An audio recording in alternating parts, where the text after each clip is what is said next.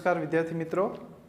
Last लेक्चरनी अंदर आपणे बात करी थी कि वर्धनशील पेशी अने कोषनी जे विभाजन क्षमता गुमावे छे एवा कोषो तो कि स्थायी पेशीमां निर्माण पामे छे। आ स्थायी पेशीनी अंदर आपणे जोयुं कि मात्र एक ज प्रकारना कोषोनी बनेली होय तो एने सरळ स्थायी पेशी कहेता हता, जेमना उदाहरण आपणे भणी चूक्या छीए मृदुतक, स्थूलकोणक अने दृढुतक पेशी। आज आपणे बात करीशुं मात्र एक ज प्रकारना नहीं पण बधा ज जेम के मृदुतक, स्थूलकोणक आ बधा ज जे छे पेशीओ भेगी मळी बराबर छे। आवा प्रकारना अनेक प्रकारना कोषो भेगा मळी अने जे पेशीनुं निर्माण करे छे एने आपणे शुं कहीए छीए? जटिल स्थायी पेशी। आ पण एक स्थायी पेशी छे जे कोष विभाजन क्षमता गुमावी छे अने निश्चित कोई कार्य माटे वपराय छे। तो आवी जटिल पेशीनी अंदर जोईए तो जटिल स्थायी पेशीना मुख्यत्वे बे उदाहरण छे। पहेलुं छे जलवाहक पेशी, जलवाहक पेशी अने बीजું उदाहरण छे अन्नवाहक पेशी।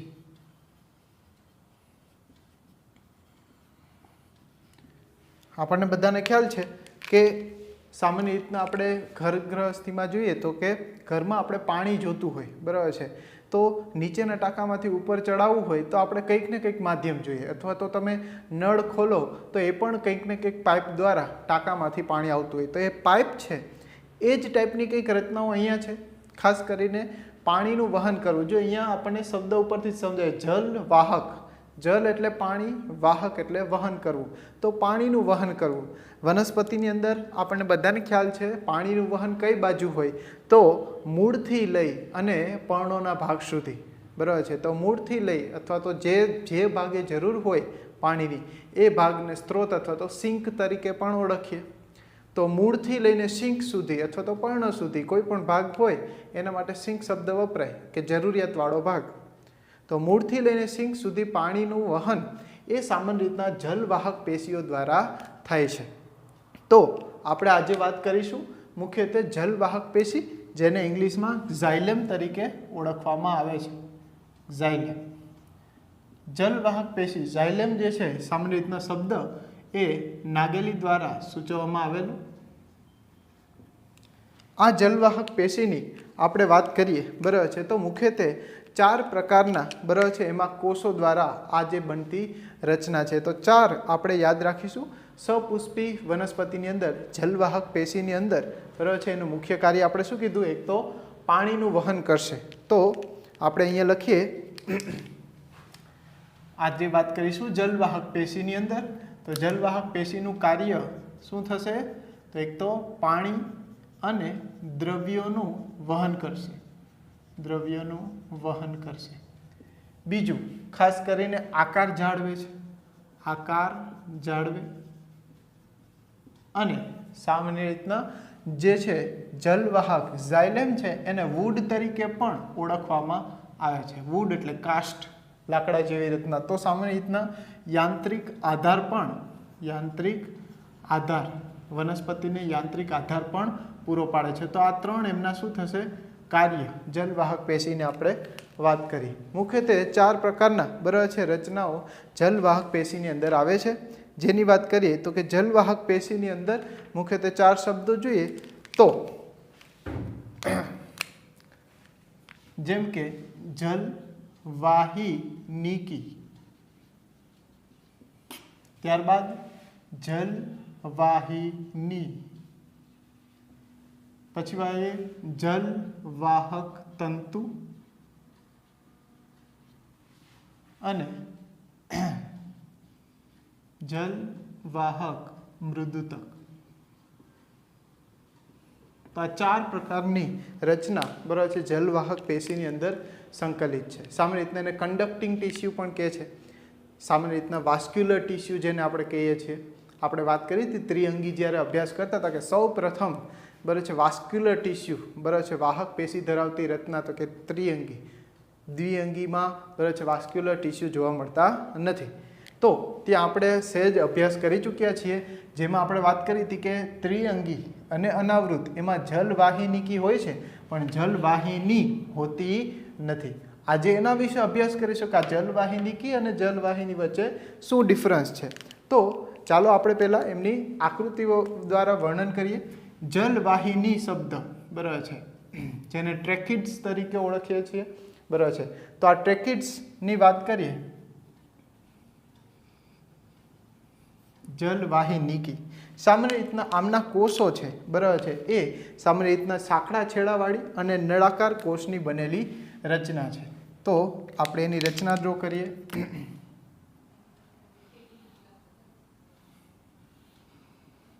જેમ કે આવા પ્રકારની, બરાબર છે, સાંકડા છેડાવાળી અને બંને છેડા જે છે સામાન્ય રીતના આવી રીતના એકબીજાને ઓવરલેપિંગ, બરાબર છે, બે સેલના જે નજીકનો ભાગ છે જ્યાં જોડાયેલો છે ત્યાં આવી રીતના ઓવરલેપ આપણને જોવા મળે. તો ઇન્ડિવિજ્યુઅલ કોષની આ રચના છે. ખાસ કરીને એમની અંદરની બાજુએ, બરાબર છે, તો લિગ્નિનનું સ્થૂલન આવેલું છે. લિગ્નિનનું સ્થૂલન આવેલું છે. આ સ્થૂલન એ વિવિધ પ્રકારની જે છે રચના કરશે. લિગ્નિનનું સ્થૂલન હોવાથી આપણે યાદ કરો દઢોતક પેશીમાં પણ લિગ્નિનનું સ્થૂલન જોવા મળતું હતું, તો આપણે એને મૃત પેશી તરીકે ઓળખતા હતા. તો આ પણ, બરાબર છે, લિગ્નિનના સ્થૂલનને લીધે મૃત પેશી તરીકે ઓળખી શકો તમે, કારણ કે આમાં લિગ્નિનનું સ્થૂલન છે અને જીવરસ વિહીન રચના છે. જેમ આપણે પાઇપલાઇન હોય, બરાબર છે, પીવીસીનો પાઇપ છે એ પ્રકારની જ પાઇપલાઇન દ્વારા, બરાબર છે, પણ આ સળંગ પાઇપ નથી. આ નજીકના વિસ્તારોમાં જેમ કે જલવાહિનીકી છે એક એક ઇન્ડિવિજ્યુઅલ કોષની બનેલી છે. જ્યારે આ એમની વચ્ચે જ્યાં પડદા જેવી રચના થાય, બે કોષો વચ્ચે જ્યાં પડદો બને જેને સેપ્ટા કહેવાય, એને લીધે આ જલવાહિનીકી તરીકે આપણે લઈએ. સામાન્ય રીતના જે સેપ્ટા છે એ ગુમાવી બેસે તો એક સળંગ માર્ગની રચના થાય અને એ સળંગ માર્ગ, બરાબર છે, એને જલવાહિની તરીકે ઓળખવામાં આવે છે. તો આ એક ઇવોલ્યુશનરી સ્ટેપ થયું કે સૌ પ્રથમ એક એક કોષની આવડી નાની નાની રચના હતી, બરાબર છે, જેને જલવાહિનીકી કીધી, ને પછી આવા જલવાહિનીકીઓ એકબીજાથી નજીક આવી રીતના હોય તેમાં વચ્ચે આ પડદાઓ નીકળી છે અને આખી નળાકાકાર રચના બનાવે, તો એને આપણે શું કહીએ છીએ? જલવાહિની તરીકે ઓળખીએ છીએ.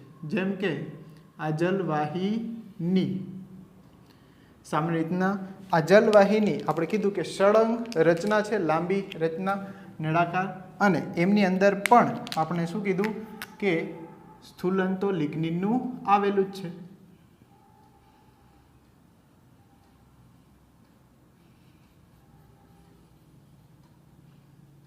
આ ઉપરાંત વચ્ચે વચ્ચે આવા જે ખાંચ જોવા મળશે જેને આપણે ગર્ત તરીકે ઓળખીએ છીએ. તો જલવાહક પેશીમાં આવા ખાંચ એટલે કે ગર્ત જોવા મળશે જેને પિટ્સ તરીકે પણ ઓળખવામાં આવે છે. તો આ લિગ્નિનનું સ્થૂલન.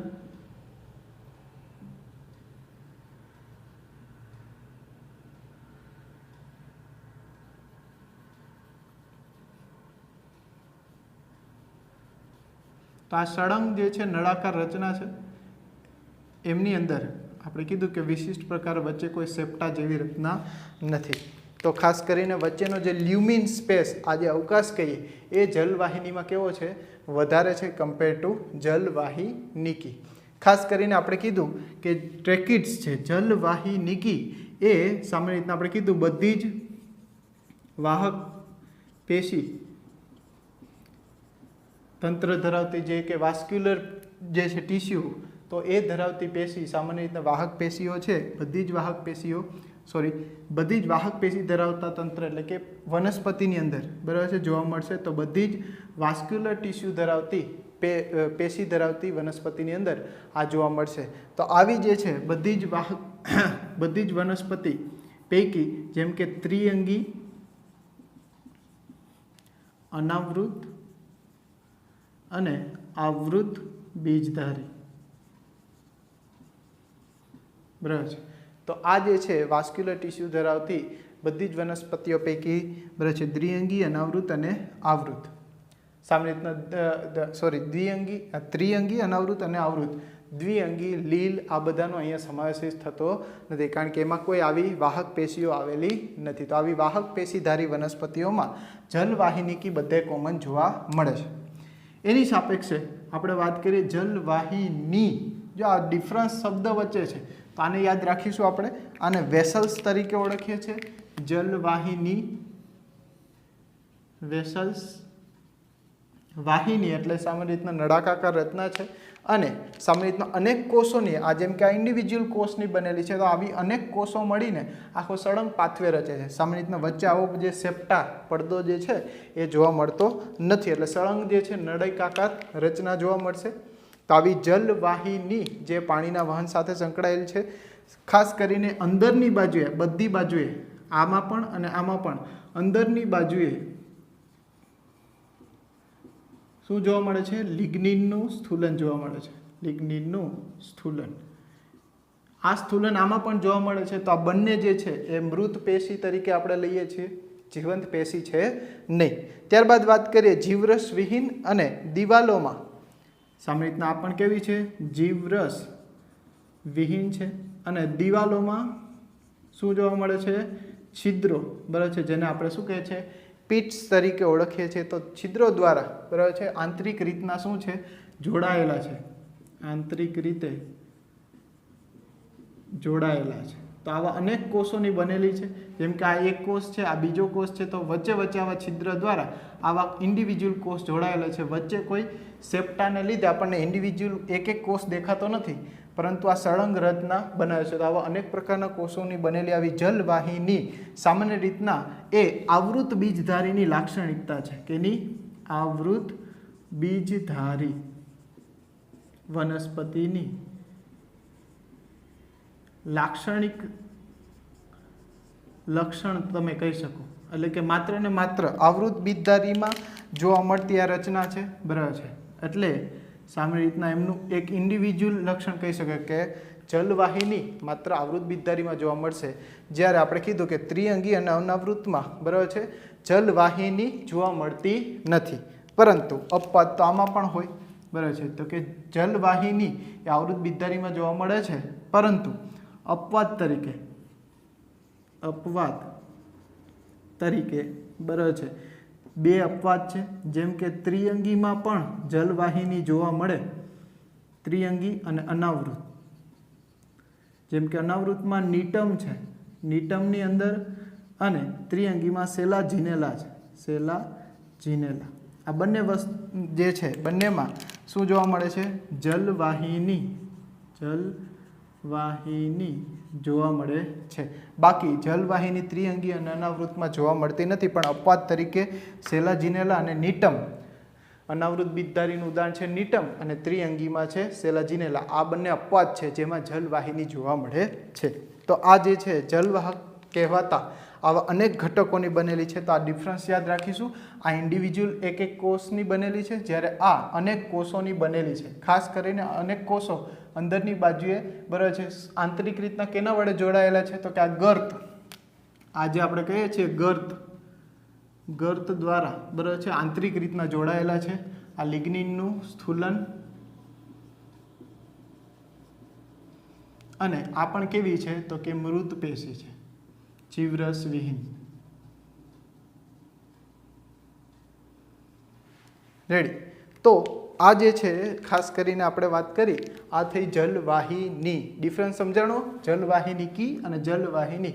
હવે આપણે વાત કરીએ જલવાહક તંતુ. તો એ પણ કેવા છે? તો કે આવી રીતના સાંકડા,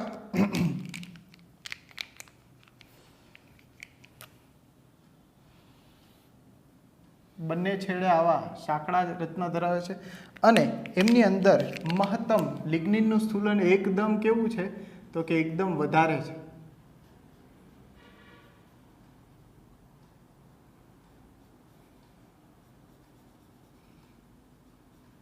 વચ્ચેનો જે લ્યુમિન સ્પેસ કહેવાય, અવકાશ, એ બહુ જ ઓછો છે.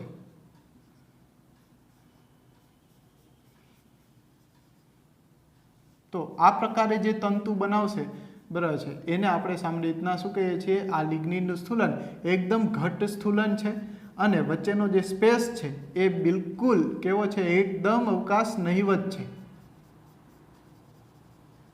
અને એને લીધે જે સ્ટ્રક્ચર બને છે એને આપણે ફાઇબર, જલવાહક તંતુ તરીકે ઓળખીએ છીએ. તો જલવાહક તંતુ, જેને આપણે શું કહીશું? ફાઇબર, ઝાયલમ ફાઇબર તરીકે ઓળખીએ.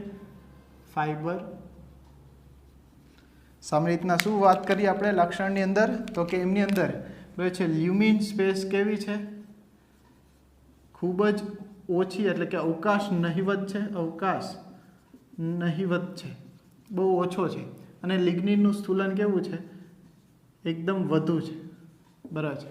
લિગ્નિનનું સ્થૂલન એકદમ વધુ છે અને એને લીધે જ આ એકદમ શું છે? મજબૂતાઈ ધરાવતી આ રચના છે. ખાસ કરીને બરાબર છે ખૂબ જ સ્થૂલિત દિવાલ છે, જેમ કે આપણે એકદમ કીધી જાડી અને નહિવત અવકાશયુક્ત. ઘણી વખત એ પડદાયુક્ત પણ હોઈ શકે, પડદાયુક્ત અને પડદાવિહીન પણ આ રચના જોવા મળે છે. તો આવી જે સળંગ જે છે તંતુઓ ભેગા મળીને આખી જલવાહક તંતુઓની જે છે લાંબી રચના જોવા મળશે. તો આવા જે ફાઈબર બરાબર છે ખાસ કરીને મજબૂતાઈ વાળી, કારણ કે લિગ્નિનનું અતિ વધુ સ્થૂલન જોવા મળશે. આ બંનેની કમ્પેરિઝનમાં લિગ્નિનનું સ્થૂલન વધારે આમાં છે. હવે લિગ્નિનનું સ્થૂલન છે સામાન્ય રીતના આ પણ કેવી છે? મૃત પેશી. તો હવે જે વાત કરીએ છીએ આપણે એ છે જલવાહક મૃદુતક. તો આ જે છે એ ત્રણેયથી અલગ પડે છે, કારણ કે આ જીવંત પેશી છે. કેવી છે? જીવંત પેશી. આ પણ તમને એમસીક્યુ પૂછી શકે કે જલવાહક પેશીમાં ઘટકો, જે 4 ઘટકો કયા કયા? જલવાહિનીકી, જલવાહિની, જલવાહક તંતુ અને જલવાહક મૃદુતક. આ 4 પૈકી કઈ પેશી જીવંત છે? તો જલવાહક મૃદુતક. હવે મૃદુતક પેશી છે તો આપણને ખ્યાલ છે સામાન્ય રીતના શું કામ કરે? ખોરાકનો સંગ્રહ કરતી હોય, પ્રકાશ સંશ્લેષણ કરતી હોય. હવે આપણને ખ્યાલ આવે કે સરળ પેશી પણ બરાબર છે આમની અંદર ઇન્વોલ્વ છે. એટલે જ કીધું કે એક કરતાં વધારે પ્રકારના કોષોની આ બનેલી રચના છે. હવે વાત કરીએ જલવાહક મૃદુતકની. તો મૃદુતક આવા મૃદુતક પેશીના કોષોની બનેલી રચનાઓ છે.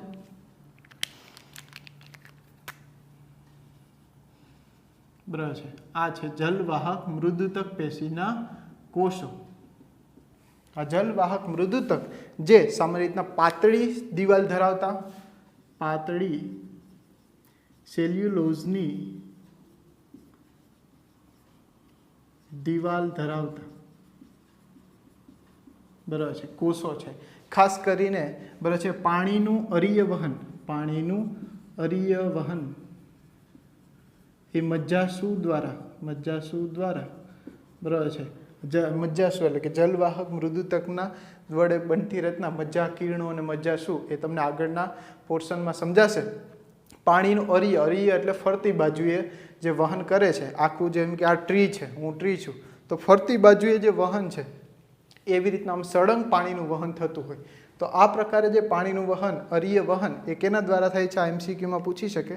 પાણીનું અરીય વહન એ મજ્જાસુ દ્વારા જોવા મળે છે. તો એ પણ સામાન્ય રીતના આ પ્રકારે જલવાહક મૃદુતકની રચનાને સંકલિત છે. ખાસ કરીને આપણે કીધું સંગ્રહ કરે છે. શું કરે છે? સંગ્રહ. કારણ કે મૃદુતકનું કાર્ય શું છે? સંગ્રહ કરવું. તો સામાન્ય રીતના ચરબી, ટેનિન આવા દ્વિતીયક ચયાપચયક દ્રવ્ય હોય અમુક બરાબર છે. આ ઉપરાંત જે ખોરાક તરીકે સ્ટાર્ચ, આ બધાનો શું કરે છે? આ જલવાહક મૃદુતક એ સંગ્રહ પણ કરે છે. તો આ પ્રકારે જલવાહક મૃદુતકની રચના કરી. એમાં 3 જ પોઈન્ટ્સ યાદ રાખીશું આપણે. પહેલાં કીધું એક તો જીવંત પેશી છે, કોષ દિવાલ બરાબર છે સેલ્યુલોઝની આવેલી છે.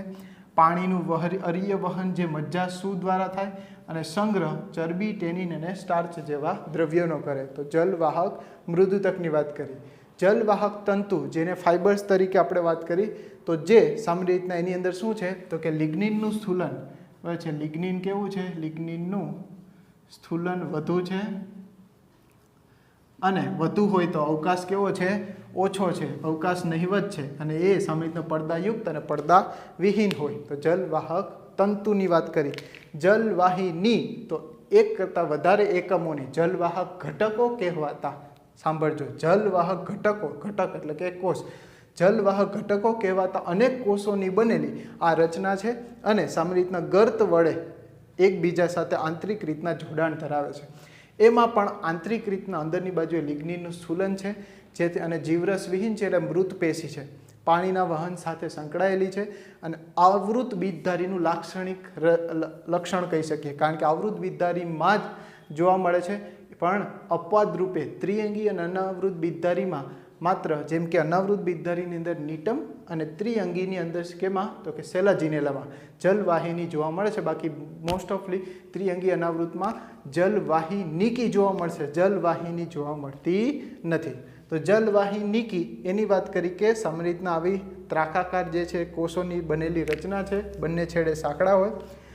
આ ઉપરાંત જે લિગ્નિનની સ્ટ્રક્ચર છે એની વાત કરીએ તો કે આ જે જલવાહિનીકી છે એની અંદરની બાજુએ લિગ્નિનનું સ્થૂલન એ જુદા જુદા પ્રકારનું હોય છે. તો એની વાત કરીએ આપણે.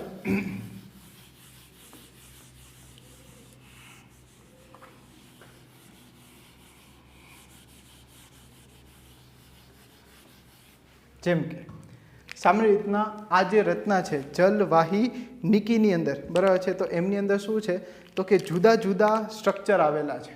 જેમ કે એની અંદર જે લિગ્નિનનું સ્થૂલન છે એ સામાન્ય રીતના ઘણી વખત જો આવી રિંગ સ્વરૂપે પણ હોય, લિગ્નિનનું સ્થૂલન આવી રિંગ સ્વરૂપે, ગોળાકાર રિંગ સ્વરૂપે હોય. બીજું બરાબર છે કુંતલ આકારે, બરાબર છે, કેટલાકની અંદર આવી રીતના કુંતલ આકારે હોય, બરાબર છે. આ ઉપરાંત બરાબર છે કેટલાકની અંદર સોપાનવત, તો આવી રીતના જે સ્પેસ ધરાવતી હોય, બરાબર છે, આને સોપાનવત તરીકે ઓળખવામાં આવે છે. સોપાનવત, આને આપણે કીધું કુંતલ આકાર. અને સામાન્ય રીતના આ જે છે બરાબર છે ગોળાકાર, વર્તુળાકાર કહીએ, બરાબર છે. આ ઉપરાંત વલયાકાર જેને કહેવાય અથવા તો ઝાલાકાર, જેમ કે કેટલાકની અંદર આવી રીતના જાળા જેવી રચના બનાવશે જેને આપણે ઝાલાકાર તરીકે ઓળખીએ છીએ. તો આવી રીતના લિગ્નિનનું સ્થૂલન જોવા મળે છે જે આંતરિક ભાગોની અંદર જોવા મળશે. ખાસ કરીને કેટલાકમાં આવા ગર્તાકાર, જેમ કે આવા પીટ્સ જેને ગર્ત કહેવાય, તો આ ગર્તાકાર છે. અને કેટલાકની અંદર પરિવેશિત ગર્ત, જેમ કે આ ટાઈપની સ્ટ્રક્ચર જોવા મળશે જેને પરિવેશિત ગર્ત તરીકે ઓળખીએ છીએ. પરિવેશિત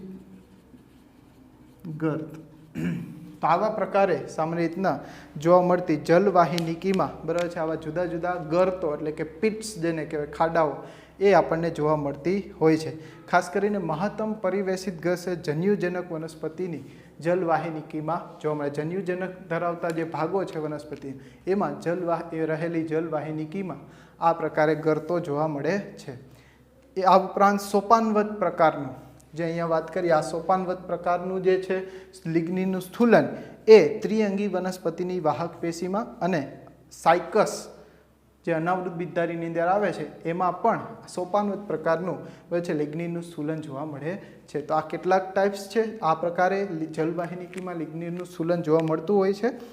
હવે વાત કરીએ તો કે જલવાહક મૃદુતક ની જે છે એની અંદર કેટલાક જલવાહક મૃદુતક પેશી ઘણી વખત શું કરે છે તો કે એના વિસ્તરણથી એક સ્ટ્રક્ચર બને છે. એની વાત કરીએ જેને ટાઇલોસિસ તરીકે ઓળખીએ છીએ. શું કહેવાય છે? ટાઇલોસિસ. અને આ નીટની અંદર પૂછાયેલો પ્રશ્ન છે ટાઇલોસિસ. નીટ 2019ની અંદર બરાબર છે ફેઝ 2ની અંદર પૂછાયેલો પ્રશ્ન છે. ફેઝ 2 બરાબર છે. ટાઇલોસિસ એટલે શું? તો સામાન્ય રીતના બરાબર છે જલવાહિની હોય, જેમ કે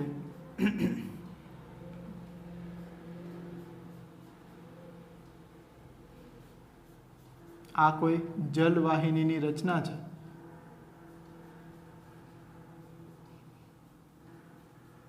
તો એમની બંને બાજુએ જે છે જલવાહક મૃદુતક પેશીના કોષો રહેલા હોય. જેમ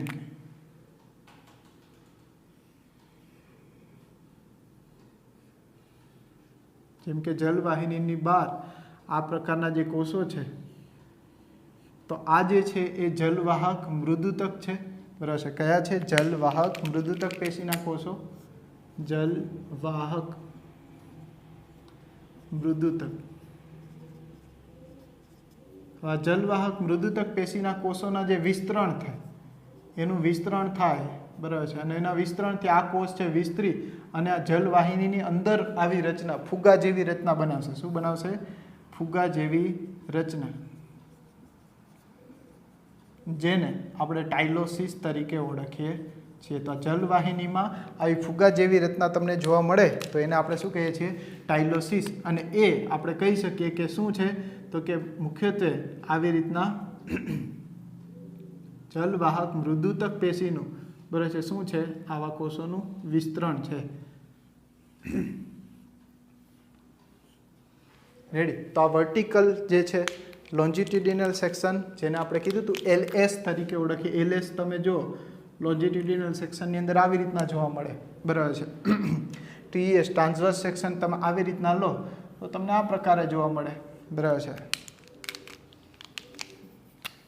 એમાં આ પ્રકારે હોય વચ્ચે આવી રીતના ટાઇલોસિસ જલવાહિનીની અંદર, બરાબર છે. જેમ કે આ જલવાહિની તમે જ્યારે સેક્શન કોઈ પણ લ્યો તો આપણે મોટાભાગે ટ્રાન્સવર્સ સેક્શન લેતા હોય જોવા માટે, તો ત્યારે તમને આવી જલવાહિની જોવા મળે, ફરતે આવી રીતના કોષો હોય.